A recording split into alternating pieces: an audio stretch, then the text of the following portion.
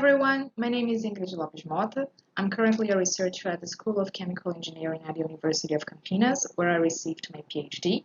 And today I'm going to share with you some of the results of my PhD thesis in a short talk entitled Challenges and Perspectives in Biomass Gasification Aimed at Biofuel Production in BTL Plants. The outline of this presentation includes a brief motivation, concepts on biomass to liquids routes and biomass gasification, results on the design of experiments of a BTL gasifier running on sugarcane bagasse, and the analysis of biomass composition for BTL gasifiers as well, conclusions, published works, acknowledgements, and references.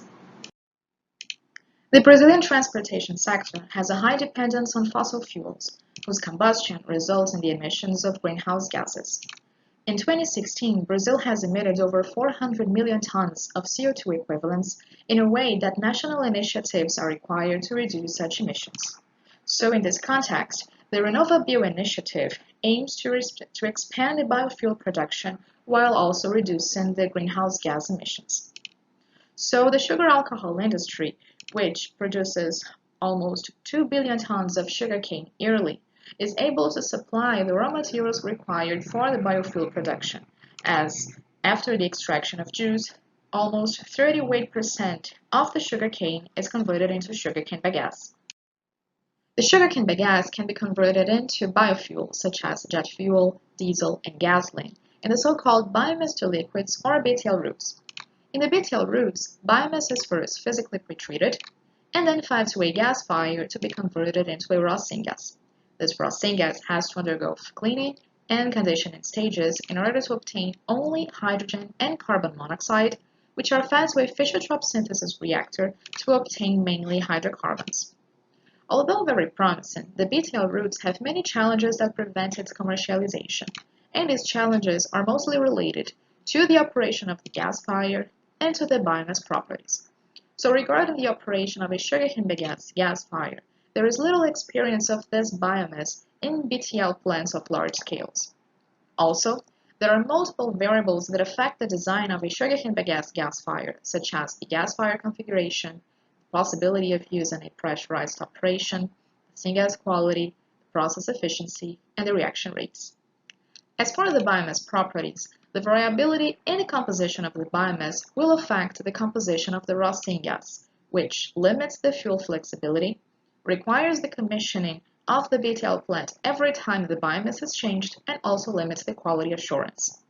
Also, the high moisture contents of the biomasses result in clogging issues and require the drying of these raw materials with high heat demands and the use of flue gas streams that result in higher GHG emissions. In this presentation, I'm going to show some of the results regarding the operation, design, and optimization of a sugarcane bagasse gasifier, as well as biomass properties. So gasification is a thermochemical process that converts different sources of carbonaceous materials in a reactor called gasifier, mainly into a syngas stream, as well as small portions of tar and char. The gasifiers are usually of the fluidized bed type, either bubbling or circulating, and they are selected because of their higher heat and mass transfer rates, as well as easy scalability. And the lignocellulosic biomasses are interesting raw materials for gasifiers because, differently from biochemical processes that are affected by high lignin contents, gasifiers and thermochemical processes in general are not affected by such contents. So the design of the sugarcane bagasse gasifier will be highly influenced by the syngas application. So in the case of the Fischer-Tropsch synthesis to produce hydrocarbon fuels, a syngas stream of a hydrogen to carbon monoxide ratio around 2 is required for the Fischer-Tropsch synthesis reactor. Usually, air is not advised as a gasifying agent for the gasifier because the presence of nitrogen will dilute the syngas stream, and a syngas stream containing low tar, methane, and CO2 contents is also advised. In the case of biomass gasification using fluidized beds for fuel production in BTL plants, we usually observe low technology readiness levels due to several operational challenges of BTL plants, in a way that the design and optimization of a biomass gasifier is required if this gasifier is to run with sugarcane bagasse or any other biomass. So, in the first part of my PhD work, we simulated a bubbling fluidized bed and a circulating fluidized bed in the software Aspen Plus version 8.6 using a minimization of Gibbs free energy approach and restricted equilibrium with the Penn-Robinson with Boston-Matthias modifications. So we assessed the influence of 6 different operating parameters. The first is the gas fire configuration, being either a bubbling or a circulating fluidized bed. The type of gasifying agent, either steam or a mixture of steam and oxygen. Temperature, pressure of the gas fire, steam to biomass ratio, and the moisture content of the sugarcane bagasse. In the design of the experiments, we used the software Statistica 7.0 with a 99% confidence, and we ran 2 different design of experiments. The first one is a 2 to 6 factorial with all these 6 parameters to screen the most important factors. And then we ran a 2 to 4 phase-centered central composite design to obtain mathematical models to describe the BTL gas fire. So the first results include the Pareto charts of effects of important characteristics, such as the hydrogen to carbon monoxide ratio and the cold gas efficiency. And in these Pareto charts of effects, we were able to identify the factors that were statistically significant, as well as the interactions between these factors. After the screening of the variables, we obtained response surfaces in the second design, and we easily observed that the optimization of a sugarcane bagasse gas fire is not an easy task, because whenever we tried to maximize the hydrogen to carbon monoxide ratio and the cold gas efficiency simultaneously, we observed that opposite conditions would lead to such optimizations. So we performed an optimization using the response surface methodology. In the optimization of the sugarcane bagasse gas fire, we used the mathematical models obtained in the second design of experiments using the same methodology, and we defined 4 different optimum cases, one of maximum higher heating value in the syngas stream, another one of minimum heat duty of the gas fire, and 2 different optimum cases of maximum hydrogen content and minimum methane content. We applied a couple of restrictions. For example, since the ended process was Fischer-Tropsch, we had a restriction of a syngas stream with a hydrogen to carbon monoxide ratio of 2.15. Also, we defined the pressure to be at the upper limit with a 15 bar because high pressures would reduce the compression cost downstream of the gas fire. And the optimization was ran using the solver tool at Microsoft Excel. We were able to optimize the gas fire with the cases of maximum hydrogen content and minimum methane content in a way that the sugarcane bagasse gas fire should run with temperatures above 900 degrees C, steam to biomass ratios in the range of 1.1, and moisture contents at low levels such as 10 weight%. These conditions are appropriate for Fischer-Tropsch synthesis applications, and the results are similar to recent literature, such as the works of Gao and co-workers in 2019, and Silva and Hoboa and Yuzuki et al. In 2014. In the BTL gas fire optimization via RSM, we also observed via response profiles that the operational region to obtain a hydrogen to carbon monoxide ratio of 2.15, which is appropriate for Fischer-Tropsch synthesis, is actually quite narrow. So, for example, if we analyze the response profile of the feasible range for a hydrogen to carbon monoxide ratio of 2.15 and transpose this response profile with other output parameters of the gas fire, such as the heat duty of the gas fire, the hydrogen content, and the methane content, we observe that these ranges are actually quite narrow, which demonstrate, again, that the optimization of a BTL gas fire is not an easy task. So, after optimizing the BTL gas fire to run with sugarcane bagasse, we had to face the fact that bagasse will not be available the whole year because its production is seasonal. So, in the second part of the study, we developed an analysis to identify possible substitutes for sugarcane bagasse without having to re-optimize the gas fire all over again. So we selected 9 different biomasses, including sugarcane bagasse, and ran simple sensitivity analysis and analyzed the output factors of the gas fire. As you can see here, there is a huge scattering of the data, in a way that the manual selection of specific biomasses would be a lot of work. So we easily understood that there was a need for statistical analysis to analyze the different variable datasets, not only to identify these possible substitutes, but to expand the analysis and correlate property, process, and application features. So the first statistical analysis was the hierarchical cluster analysis, or HCA, to correlate the different biomass types into clusters by linkage distances and similarities.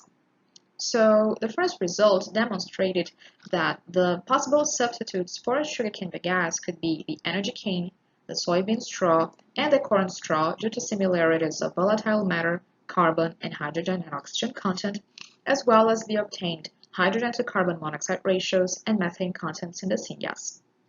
A second possible substitute would be the sugarcane straw because it is the fourth biomass closest in composition to sugarcane bagasse, and it is readily available in the fields. And we also observed that the biomasses rice husk pellet, rice husk, and wheat straw would require the largest modifications in the operational conditions of the sugarcane bagasse gasifier. In a second analysis, we were able to correlate input and output factors via principal component analysis. So we had 19 variables, and we were able to reduce the dimensionality from 19 to 3, obtaining 3 principal components, while obtaining a cumulative variance of 93.86%.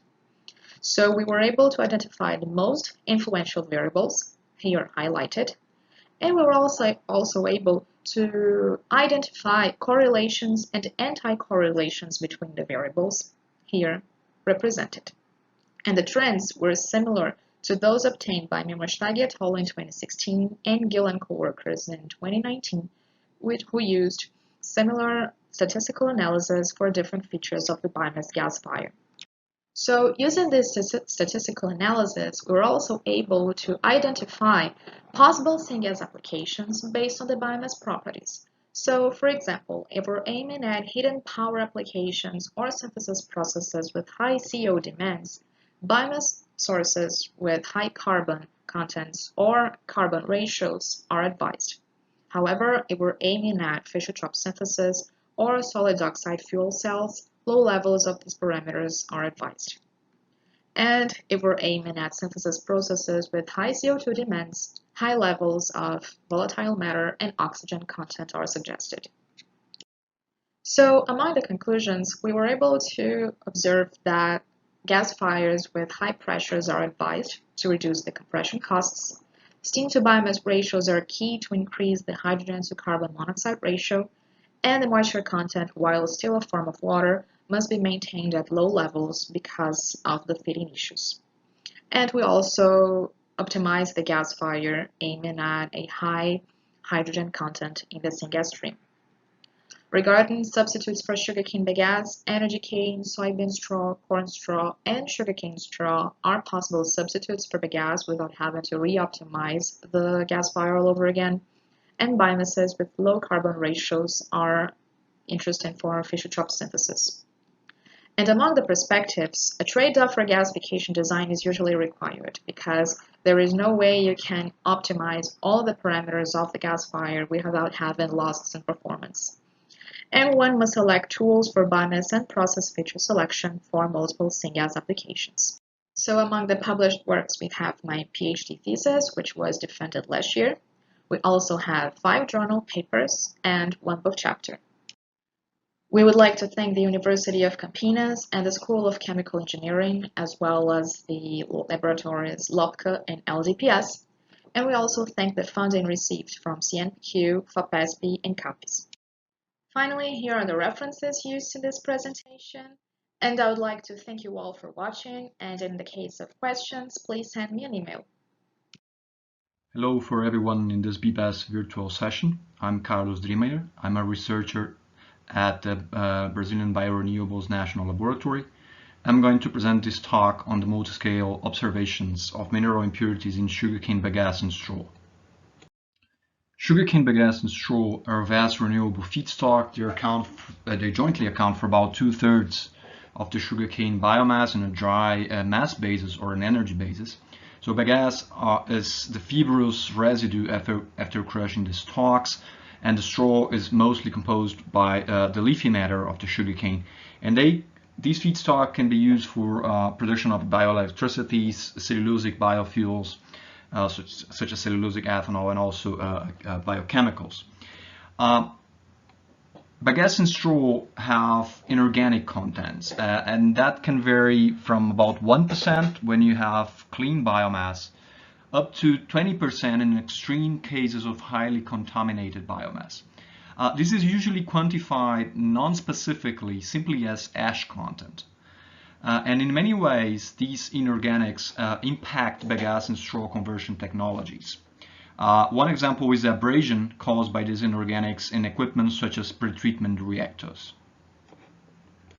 It is important to classify bagasse and straw inorganics. So we have an overview of the broader picture. So the inorganics could be intrinsic, that means they are part of the sugarcane plant, or it could be extrinsic, that means they are contaminants. The intrinsic inorganics can be further classified or whether they're leachable, and there's a clear example when you crush the sugarcane stalks and you obtain the juice full of minerals, full of nutrients. So these are leachable inorganics.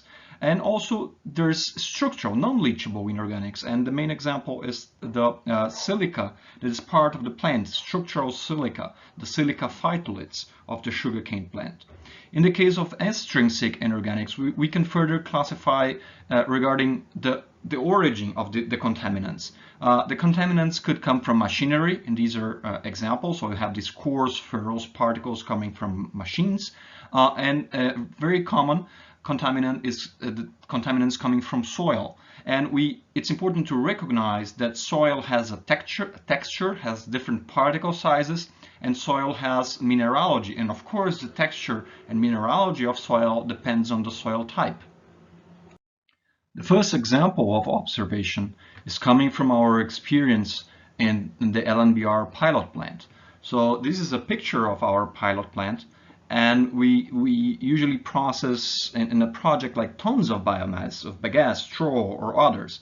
And the typical scale of process is about 10 kilograms per hour.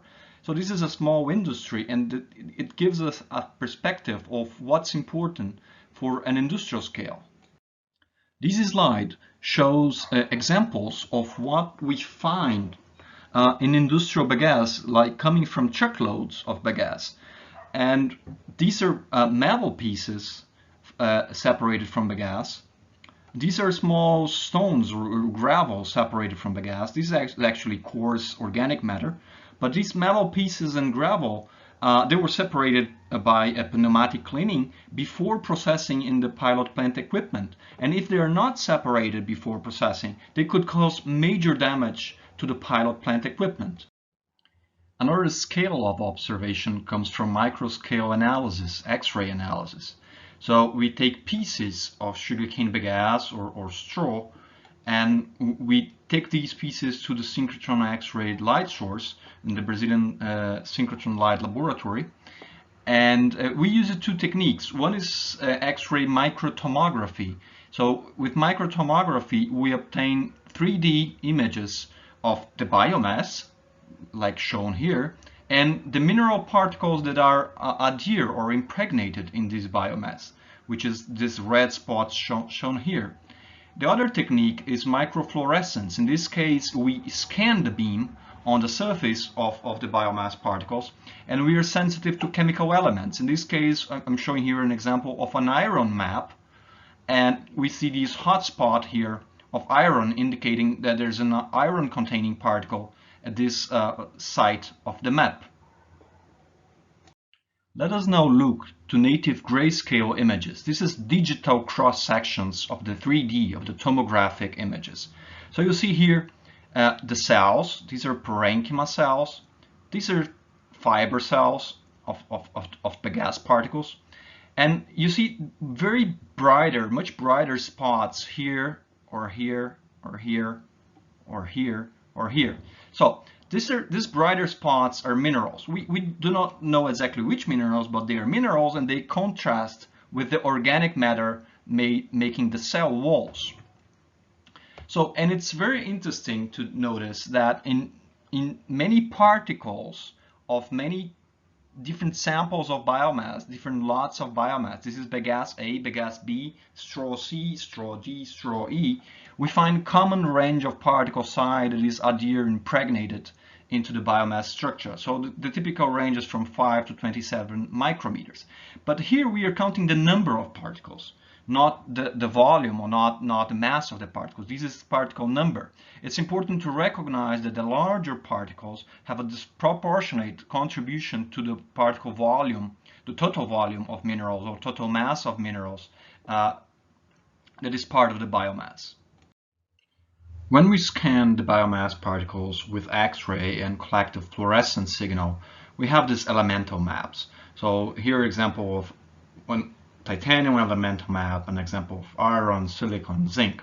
And eventually in these elemental maps, we observe spots of much higher intensity.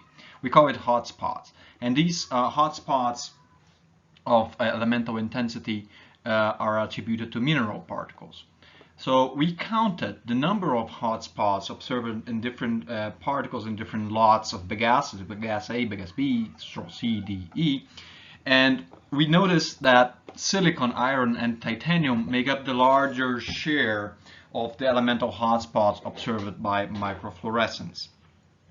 And it's interesting that iron and titanium are main components of minerals from the silt fraction, which has this characteristic size of 2 to 60 micrometers, in oxysols. So oxysols are the types of soils where sugarcane is grown in the center south of Brazil. Let us take a closer look to soil, starting with basic textbook information. Soil particles are classified concerning their particle size. So up to 2 micrometers, it's clay. From 2 to 60 micrometers, as I mentioned, is classified as silts, and from 60 micrometers to 2 millimeters is classified as sand. And the mineralogy, the minerals of these particles, they're a function of particle size. So as the particle size change, so the mineralogy also change. And the particles that we observed, which I showed in the previous slides, are in this range of silt particles. Let me here compare tomographic cross-section of bagasse, and here these yellow arrows, they point to cracks, to rupture in the tissues of the sugarcane. And let me compare these with a sand grain, which is here in scale for comparison. So a sand grain of 1 millimeter. It's clear from this comparison that a sand grain is too big to penetrate or even adhere to the biomass. On the other hand, if I show here a silt particle, the silt particle is small enough to penetrate the tissues, to penetrate the cells, and to penetrate the cracks in the tissues due to the tissue ruptures. And clay, it's an isolated clay particle of up to 2 micrometers. It would be actually too small to be detected. So this comparison helps to explain why the particles in the silt size range are actually observed impregnated in the biomass structure. All the observations made so far were made with dry biomass, dry bagasse or dry straw. But at the mill, especially bagasse comes out of the mill with 50% of water. So you have 1 kilogram bagasse, half a kilo is water and half a kilo is fiber. So we change subjects here to understand what happens with the wet biomass. And the first question is, where is water in this fresh bagasse? And this number, this 50% water is technological number, but it's quite odd, because if all the cells are empty, only cell walls are hydrated, that would be 20% water. And if all the cells are full of water, that would be 85% of water, but the technological number is 50%. So in Brazil, this water here, it's 80 billion liters of water per year. So it's in bagasse, but we don't know exactly where it is in bagasse. And it's related to several important phenomena related to bagasse degradation in stockpile, water efficiency, inefficient combustion, biomass hydration in pretreatment for cellulosic ethanol, and so forth. So the experiment we made, basically we woke up early, went to a sugarcane mill, collected fresh bagasse, and then went to the synchrotron light source and collected tomography data on fresh sugarcane bagasse. So here I show examples of tomographic cross-sections obtained from these fresh wet bagasse. The darker gray, like the dark gray here or the dark gray here, is air. This lighter gray is either water or the organic part of the cell walls. The contours, you see here the contours of the cells. And it's interesting to know that in all these images, I just show here a few examples. We see that part of the cells are filled with water and part of the cells are empty, part of the cells are filled with air. So this explains why we have this intermediate number, this 50% number of the typical bagasse moisture content, the bagasse humidity. But in addition, we see the mineral particles, which are here in these red contours. You see minerals here, and so forth. And when we compare the particle size of these minerals observed in the fresh material compared to the minerals observed in the dry material, they do differ. And so you see here the histograms. So the dry histogram is here, the wet histogram is here in blue, and the smaller particles are just missed in the wet imaging. This is an imaging artifact. But what's interesting here is that the wet bagasse actually holds larger particles. So while wet, there are larger particles that keep adhered to the biomass. When it's dry, these larger particles can be released and then just be loose particles in the bulk.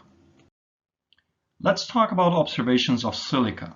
So silicon is usually the main mineral observed in bagasse and straw, and it has two possible sources mainly, as the biogenic phytolates, the structural silicon from the sugarcane plant, and also contaminant grains from the soil.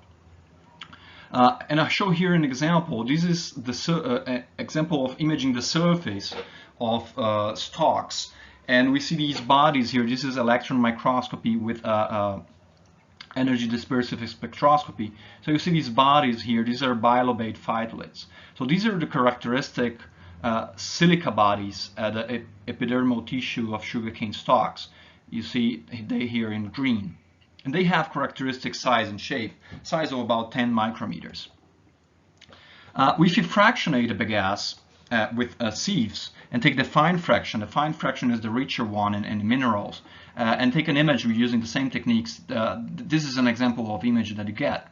So when you look to the silicon signal, you see here, this is a piece of epidermis, and you see these silicon spots here. You have this consistent size with the characteristic size of the phytolates. But in addition, you have these many other grains, silica grains, that are also found in this image that are consistent with contaminants. Sand could be an example here. Let us now move to our final message. So inorganics in bagasse and straw, they come in multiple types, multiple particle sizes, multiple scales, and they impact also biomass conversion in multiple ways. I showed an example of coarse contaminants that we separated from bagasse in our pilot plant, including metal pieces, stones, and gravel that could cause major damage to equipment. I also showed results using microscale techniques, X-ray, microtomography, and microfluorescence, where we show that minerals impregnate in the biomass structure. The typical particle size that we observed is from 5 to 27 micrometers. And that is typical of soil silt and typical in the particle size characteristics and also the elements that we observed. And we also discussed the different types of silica that can be observed in biomass. It could be biogenic with a characteristic size and shape, and it could be impurity grains. And these results of silica were observed by electron microscopy. So finally, I would like to acknowledge support and funding from the National Institute of Bioethanol, FAPES, NPQ, and the synchrotron light source for the beam time. Thank you. Hello. Thank you for the invitation for this panel. I'd like to introduce myself. My name is Ana Jacobus, and I work at INESP and Bioenergy Research Institute. And the work I will present to you today will be adaptive evolution, genomics, and synthetic biology for improved yeast tolerance. to fermentation stresses. And let's see the pointer here. If you want to see more of our work, we have a website that it has our projects and research lines, and also the students and our latest papers.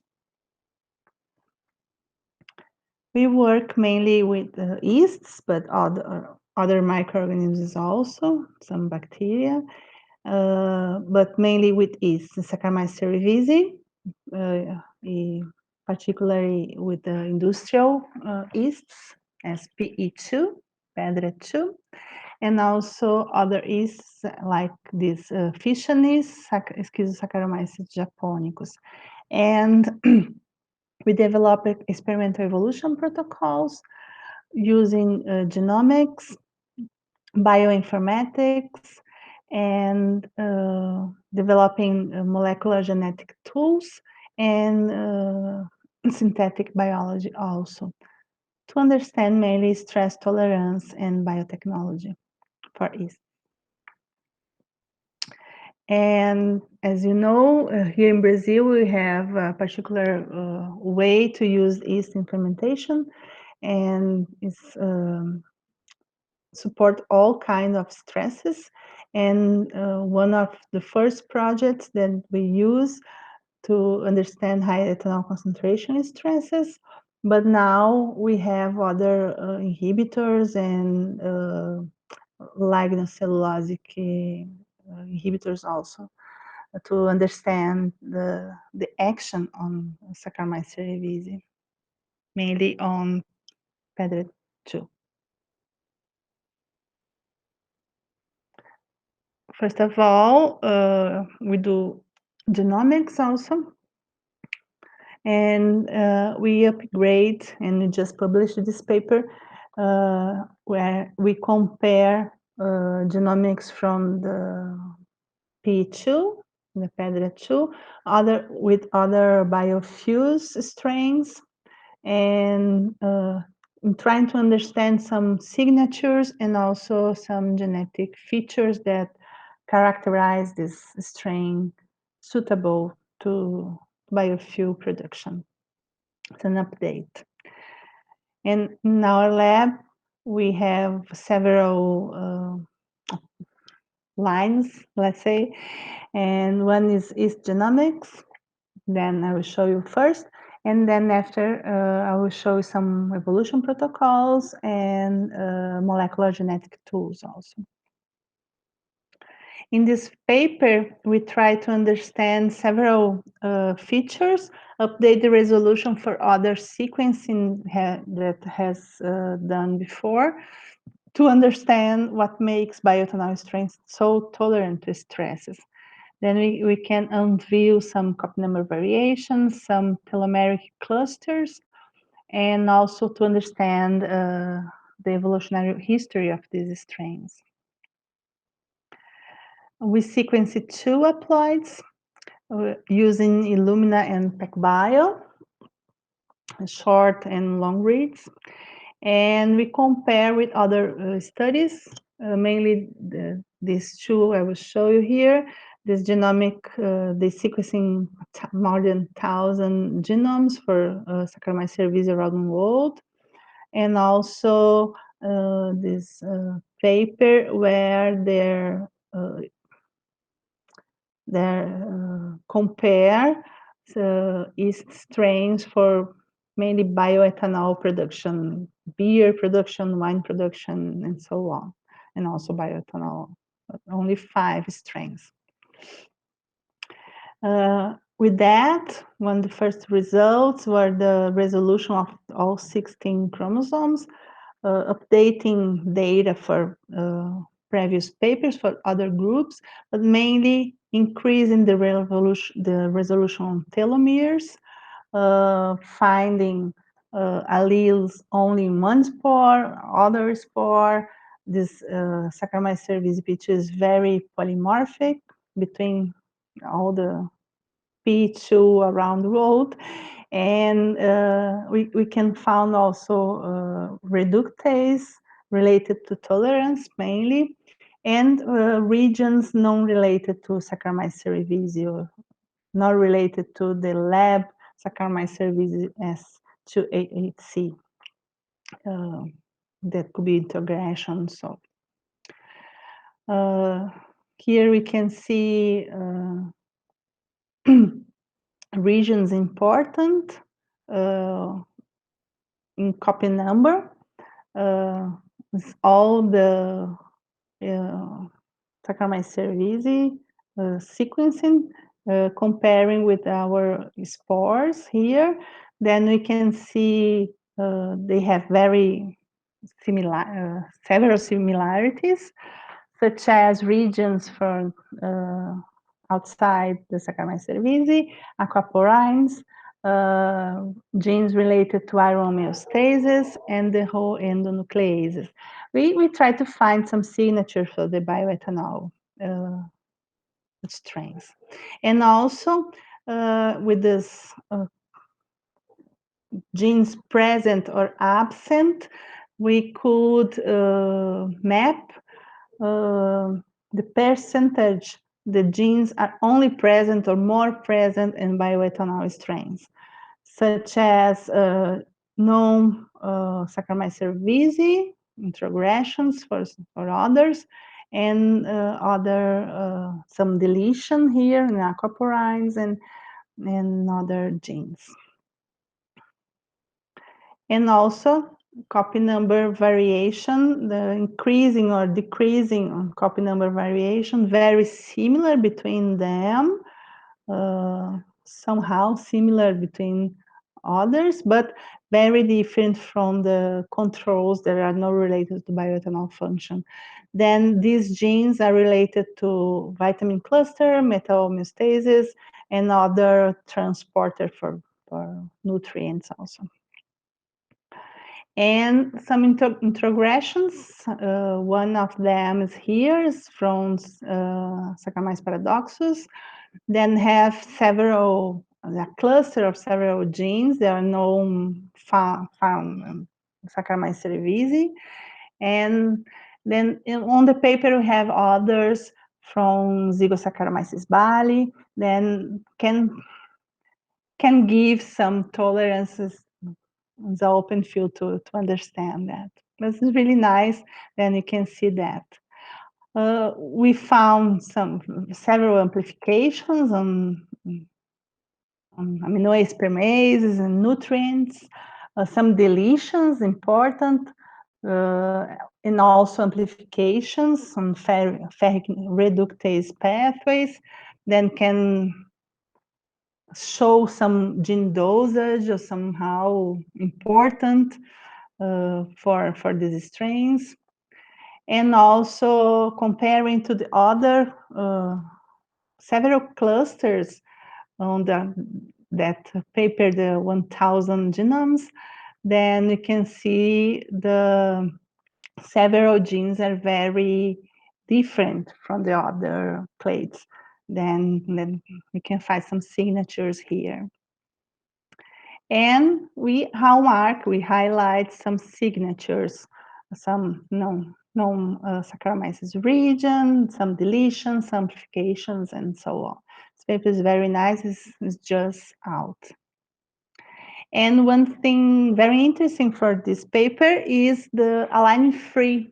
Then we did this phylogeny for this paper. This is in collaboration with Queensland University in Australia with the CX chain.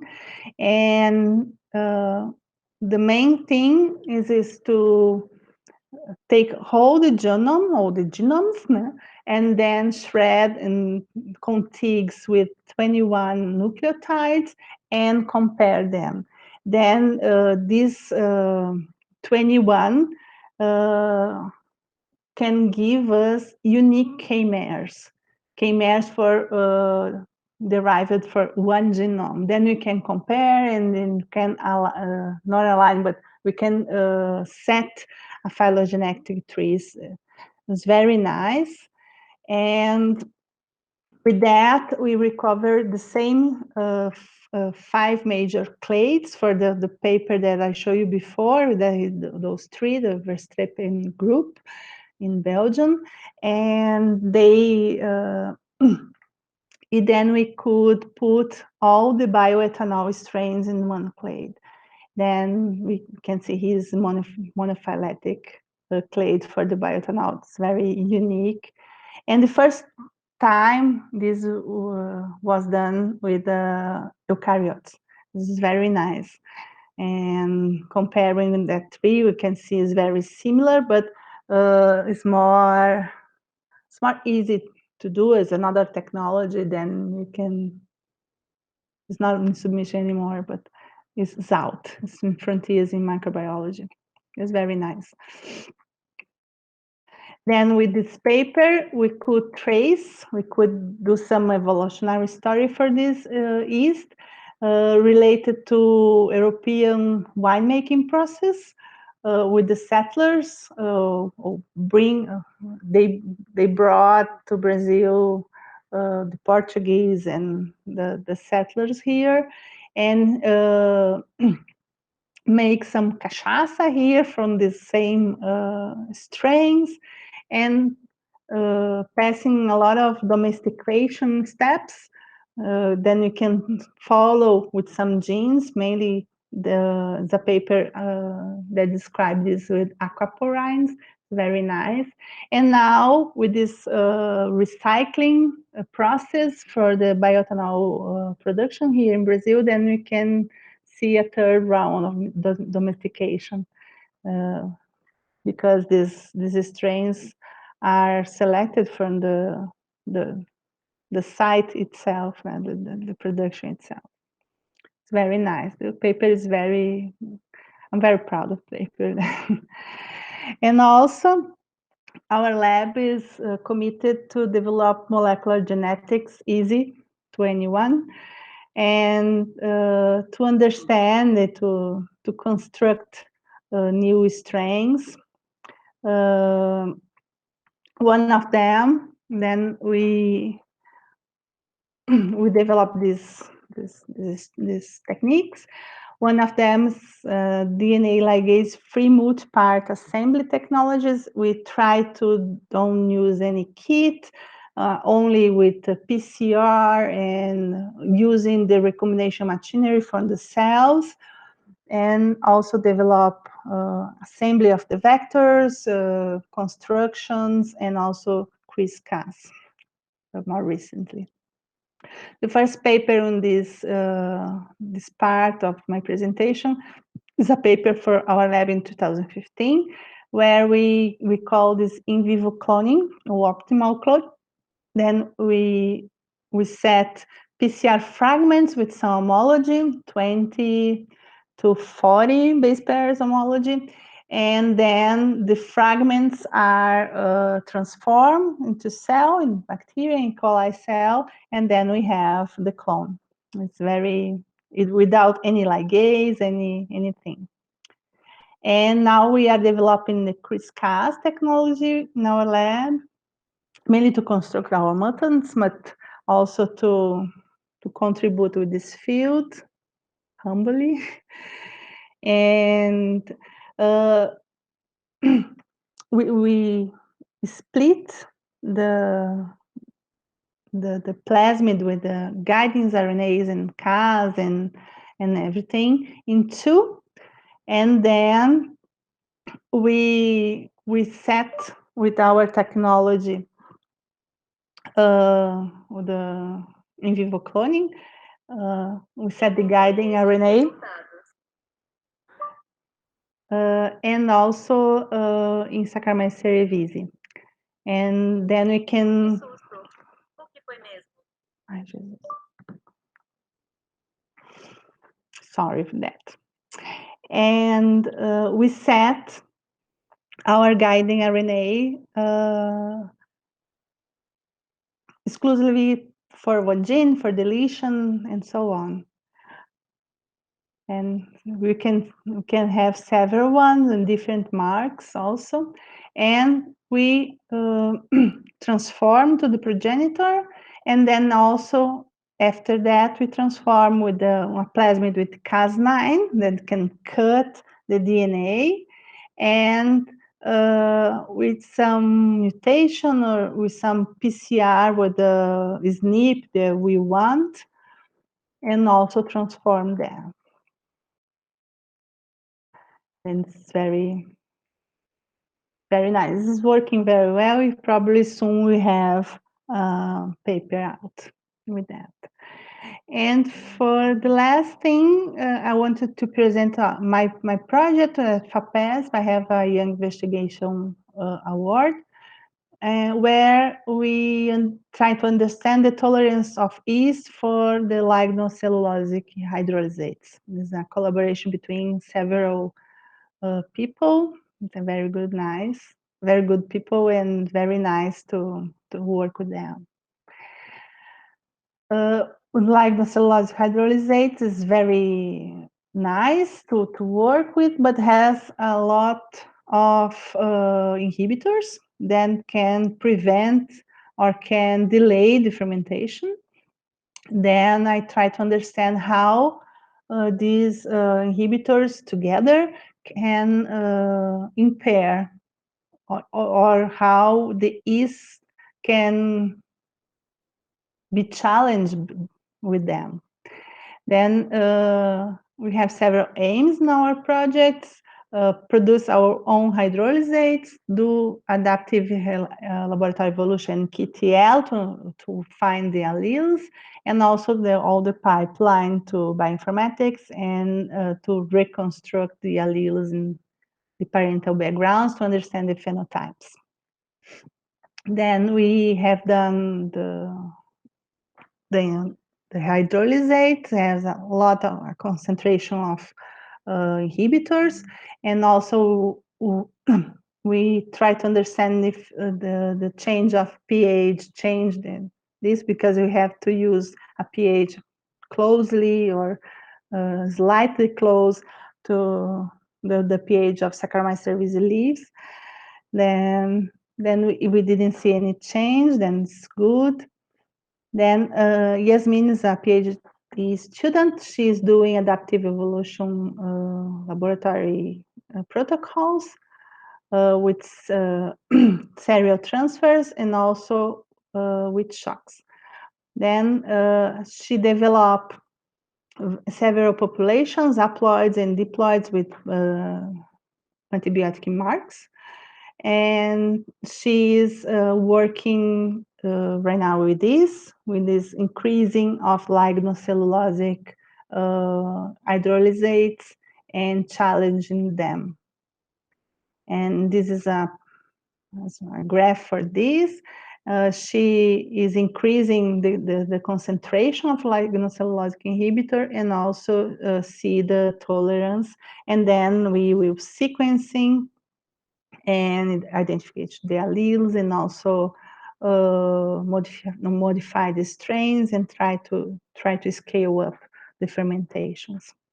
The other student is a master student. He is at Unicamp under my orientation, and he is doing a KTL where we combine a sensitive and a tolerant strain and try to understand to find loci on the genome that are related to this tolerance. Then he is doing 2 protocols very quickly because we don't have time to do that. But a diploid protocol where we do we call a Maciel or mating, and he's on this protocol in the recombination 5, and a haploid protocol where we set only one mating type to recover that. And so probably we have a paper with that. It's very nice also. And he did a pilot study.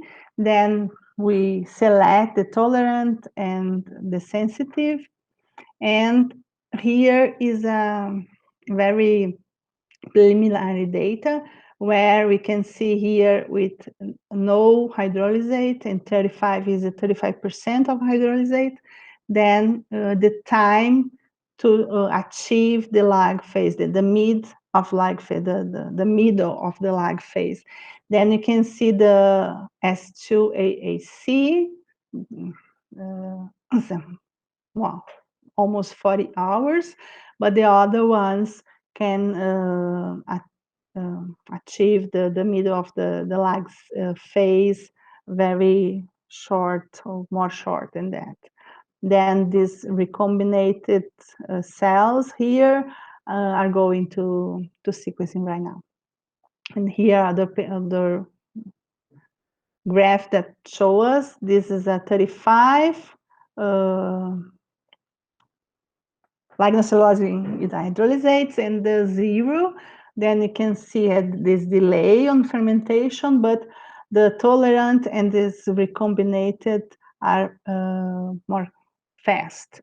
Will achieve the the lag phase, past the lag phase. Take home messages for this quick presentation. Then we sequencing the P2, then we can see some signatures for bioethanol and also understand some evolutionary history for that. These evolution protocols that we work with, then it's very nice to see features for tolerance, the molecular genetical tools we are developing, and also the strengths that we can set to to understand or to improve the process. And thank you for the people that are working with us. Thank you for Jefferson, our mentor, our collaborators, and FAPESP mainly for the funding, for UNESP, Unicamp also for the course that the students are with in it. Thank you very much. Hi everyone, my name is Tiago Carregari Polachini, and I'm going to present you a part of my PhD thesis that is titled Chemical and Structural Assessment of the Acid Hydrolysis of Cassava bagasse, Power Ultrasound versus Mechanical Agitation. This work was developed together with the São Paulo State University, Unesp from Brazil, and the Polytechnic University of Valencia from Spain in the ASPA group. This study was supervised by Professor Javier Teles Romero from Brazil and Professor Antonio Mullet and Juan Carso from Spain. So, as a background, we know that bioethanol has been considered for replacing fossil fuels because it considers renewable sources for producing fermentable carbohydrates to be converted into bioethanol, which includes the agroindustrial wastes. And among the agroindustrial wastes, we can find the cassava bagasse. Cassava bagasse is an important residue because it presents not only high contents of lignocellulose, but also high contents of residual starch, around 35 to 85% in dry bases, which is a result of the poor processing condition in the starch processing units, which are responsible also for producing 2 million tons of wet bagasse per year just in Brazil. So we can highlight that cassava bagasse is an important source to produce fermentable matter, to produce bioethanol, but the performance of this residue is dependent not only on the material composition itself, but on the processing conditions and the technology applied. And among the conventional chemical methods used to hydrolyze agroindustrial residues, we can highlight the phosphoric acid because it presents low aggressive properties in comparison with other acids, for example, sulfuric acid, and it has also low sugar degradation, which highlights its importance. And the mixture of the biomass and the acid in aqueous medium can be subjected to mechanical agitation during the hydrolysis to produce an homogeneous hydrolysis, but ultrasound can be considered because it's an eco-friendly and emerging process that breaks and exposes the carbohydrate chains to the chemicals and enzymes.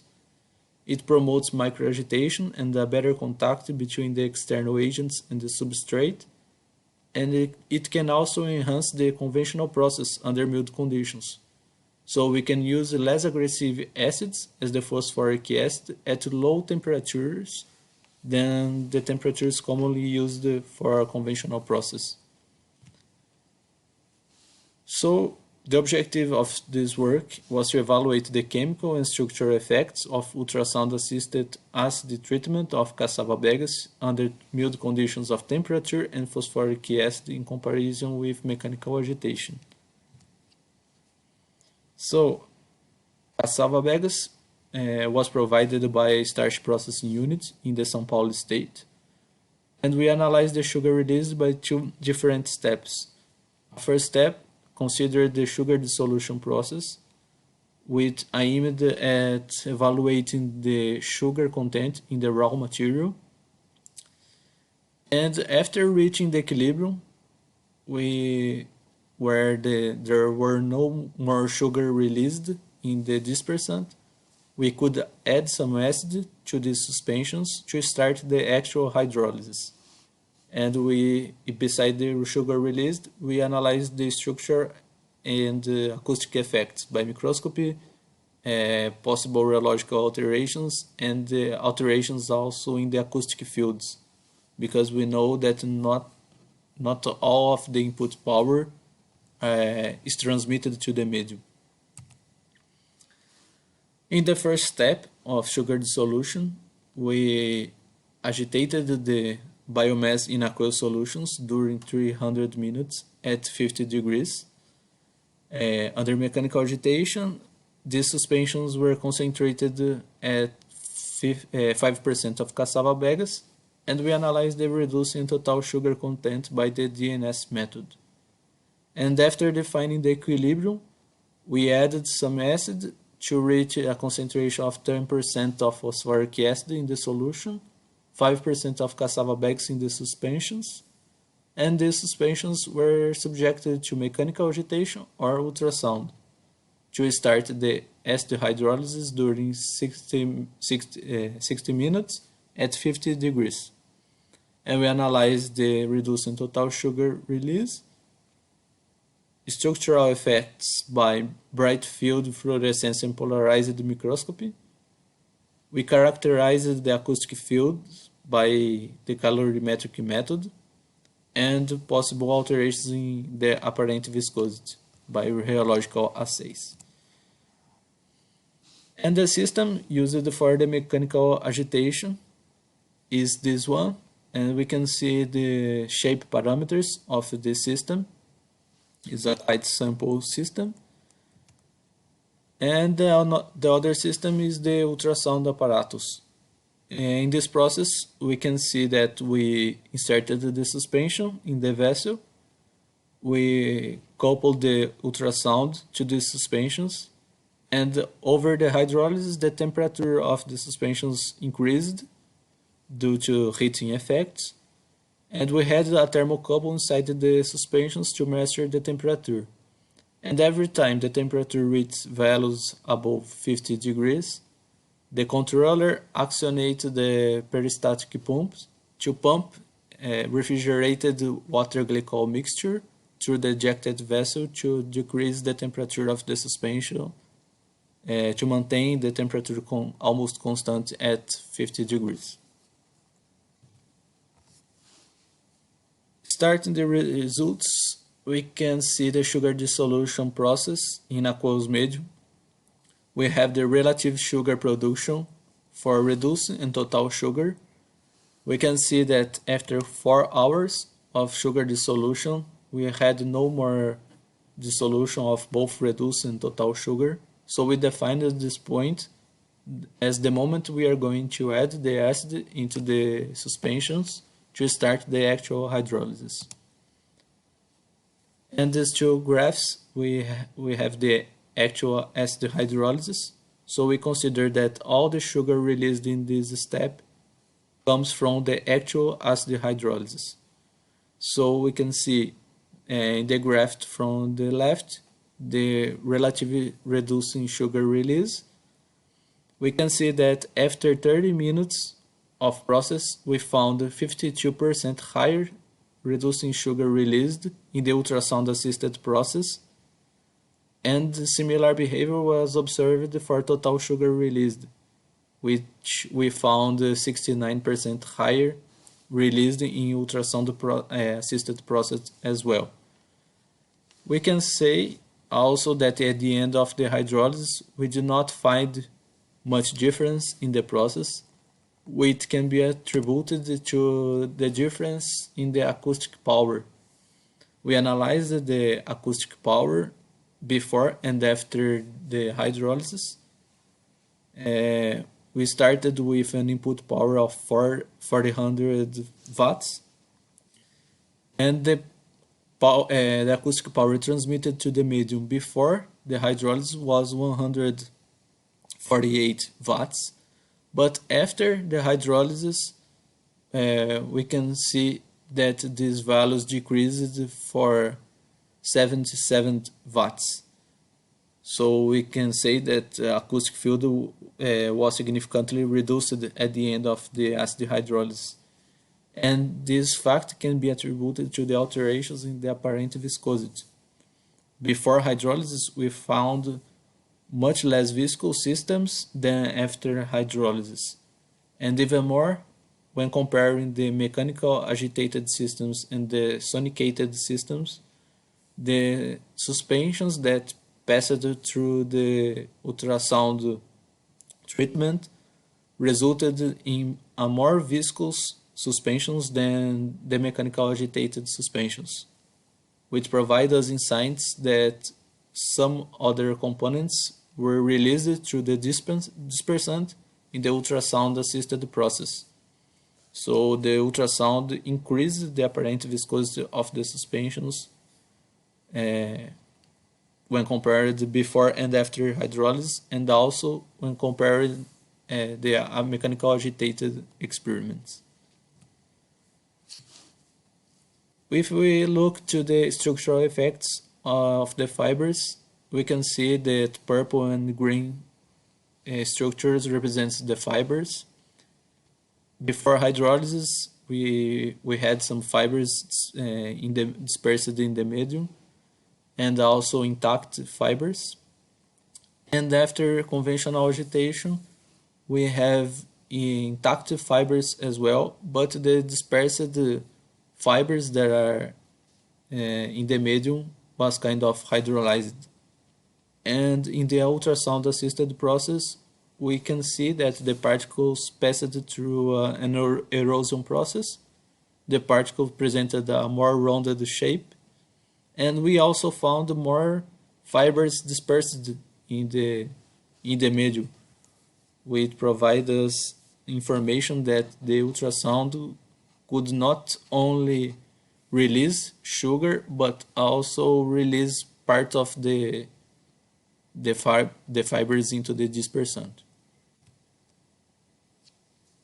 And if we look to the starch granules, we can see that before hydrolysis, no big difference, no alterations in the starch granules could be observed. We can see that in the fluorescence and polarized microscopy, we have the Maltese gross practically intact. But after conventional agitation, we can see that the acid was responsible to cause some alterations in the Maltese gross, in the fluorescence and polarized micrographs, but we could not see big difference in the bright field microscopies. But when we look to the ultrasound assisted process, we could find the same or even higher alterations in the fluorescence and polarized micrographs. But if we look to the bright fields, we could also see some cracks and some structures damage when looking to the bright field microscopies. So we can assume that ultrasound had a higher effect in the structure of this component when compared to conventional agitation. So, as conclusion, we can say that ultrasound application enhanced the hydrolysis of cassava bags, not only because it presented the higher sugar released with lower time, but also it caused some structural effects on the both fiber and the starch. Sugar released of ultrasonic assisted experiments was 52 and 70% higher after only 30 minutes of process. So it's an important decrease in the processing time. And we observed also a reduction in the acoustic power due to the increase in viscosity that should be taken into account in future works in order to evaluate hydrolysis with constant acoustic power and actual acoustic power over the process.